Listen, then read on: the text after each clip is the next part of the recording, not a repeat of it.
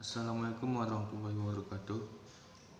Nama saya Islahul Abdi, NIM 20086045. Mata kuliah Kurikulum dan Perencanaan Pembelajaran PJOK. Saya akan menyampaikan materi mengenai analisis pengertian, tujuan, dan manfaat fungsi kurikulum dan perencanaan pembelajaran PJOK. Pengertian perencanaan pembelajaran. Dalam sebuah proses pembelajaran perlu ditetapkan terlebih dahulu suatu perencanaan yang matang agar tercipta suatu hasil belajar yang optimal terhadap peserta didik. Perencanaan merupakan penetapan suatu tujuan, memilih kegiatan untuk tercapainya tujuan tersebut, dan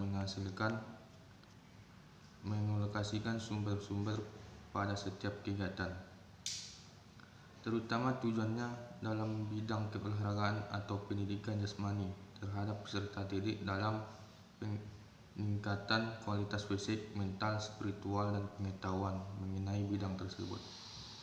Sesuai dengan pengertian, pendidikan jasmani adalah suatu proses pembelajaran yang didesain untuk meningkatkan kebugaran jasmani, mengembangkan keterampilan motorik, pengetahuan, dan perilaku hidup aktif, dan sikap sportif melalui kegiatan jasmani.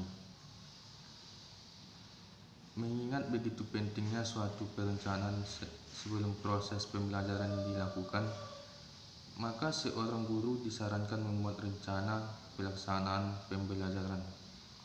Rencana pelaksanaan pembelajaran adalah perencanaan jangka pendek untuk memperkirakan atau memproyekkan hal-hal yang akan dilakukan dalam pembelajaran.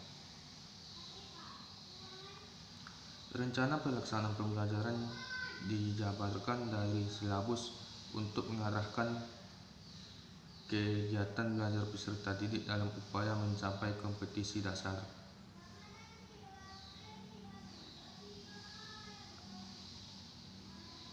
Setiap guru pada satuan pendidikan berkewajiban menyusun rencana perencanaan pembelajaran secara lengkap dan sistematis agar pembelajaran berlangsung secara interaktif, inspiratif, menyenangkan, menantang, memotivasi peserta didik untuk berpartisipasi aktif,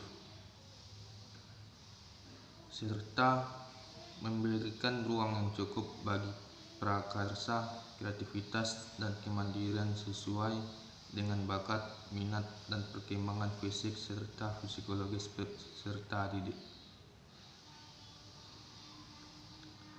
Rencana pelaksanaan pembelajaran disusun setiap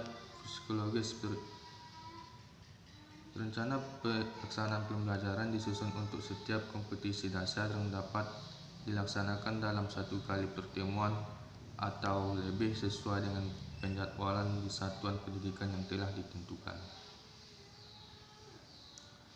Tujuan pembelajaran. Salah satu sumbangan terbesar dari aliran psikologi behaviorisme terhadap pembelajaran bahwa pembelajaran seyogyanya memiliki tujuan. Gagasan perlunya tujuan dalam pembelajaran pertama kali dikemukakan oleh B.F. Skinner tahun 1962. Pertama kali ditemukan oleh B.F. Skinner pada tahun 1950. Kemudian diikuti oleh Robert Major pada tahun 1962 yang dituangkan dalam bukunya yang berjudul Preparing Instruction Objective sejak pada tahun 1970. Hingga sekarang penerapannya semakin meluas hampir di seluruh lembaga pendidikan di dunia, termasuk di Indonesia. Merujuk pada tulisan Hamzah Beuno 2008, berikut ini dikemukakan beberapa pengertian yang dikemukakan oleh para ahli. Robert F. Major mengemukakan bahwa tujuan pembelajaran adalah perilaku yang hendak dicapai atau yang dapat dikerjakan oleh siswa pada kondisi dan tingkat kompetisi tertentu. Kemp dan David E. Kapel menyebutkan bahwa tujuan pembelajaran suatu pernyataan yang spesifik yang dinyatakan dalam perilaku atau penampilan yang diwujudkan dalam bentuk tulisan untuk menggambarkan hasil belajar yang diharapkan.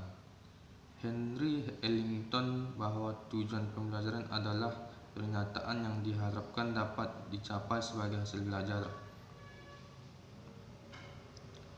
Meski para ahli memberikan rumusan tujuan pembelajaran yang beragam, tapi tampaknya menunjuk pada esensi yang sama, bahwa tujuan pembelajaran adalah tercapainya perubahan perilaku pada siswa setelah mengikuti kegiatan pembelajaran. 2. Tujuan dirumuskan dalam bentuk pernyataan atau deskripsi yang spesifik. Yang menarik untuk digarisbawahi yaitu dari pemikiran Kemp dan David E. Kapel bahwa perumusan tujuan pembelajaran harus diwujudkan dalam bentuk tertulis. Hal ini mengandung implikasi bahwa setiap perencanaan pembelajaran seyogyanya dibuat secara tertulis. Upaya merumuskan tujuan pembelajaran dapat memberikan manfaat tertentu baik bagi guru maupun siswa. Nana Saudi Sukmadinata 2002 mengidentifikasi 4 manfaat dari tujuan pembelajaran, yaitu 1. Memudahkan dalam mengkomunikasikan maksud kegiatan belajar mengajar kepada siswa, sehingga siswa dapat melakukan perbuatan belajarnya secara lebih mandiri. 2. Memudahkan guru memilih dan menyusun bahan ajar. 3. Membantu memudahkan guru menentukan kegiatan belajar dan media pembelajaran. 4. Memudahkan guru mengadakan penilaian. Dan Permendiknas RI Nomor 41 Tahun 2007 tentang standar proses disebutkan bahwa tujuan pembelajaran memberikan petunjuk untuk mengisi mata pelajaran, menata urutan topik-topik, mengalokasikan waktu, petunjuk dalam memilih alat-alat bantu pengajaran dan prosedur pengajaran, serta menyediakan ukuran untuk mengukur prestasi belajar siswa. Sekian yang dapat saya sampaikan. Assalamualaikum warahmatullahi wabarakatuh.